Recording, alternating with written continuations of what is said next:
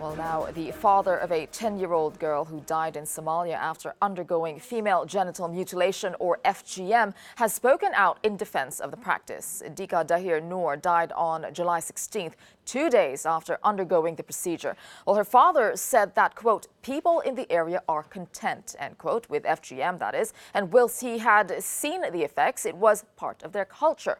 Well, the World Health Organization estimates that 3 million girls worldwide and 180,000 girls and women in Europe are at risk of FGM every year. Fiona Coyle, director of End FGM European Network, is joining me now.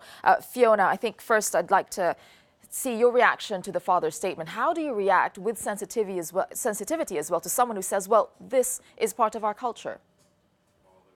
Yeah, good morning and thank you for having me. I think first and foremost, I think from NDFGM European Network and our members, we sympathise for the father and the family for losing their daughter. I think from our perspective and what is recognised internationally is that FGM, it is a human right violation, one that puts at risk the lives of women and girls.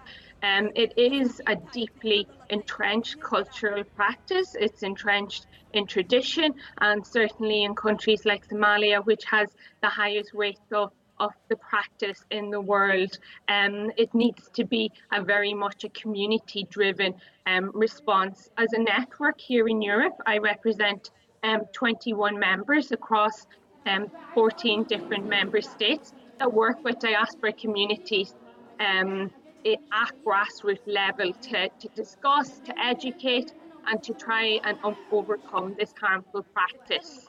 All right, just very, very quickly, you said that this is very entrenched. How difficult, how big is the task on trying to combat FGM in Europe then? I think in Europe, FGM is present. It is a global issue.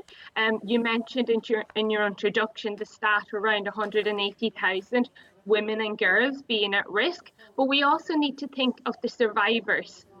So at present, there's over 500,000 women and girls who have undergone this procedure living in Europe.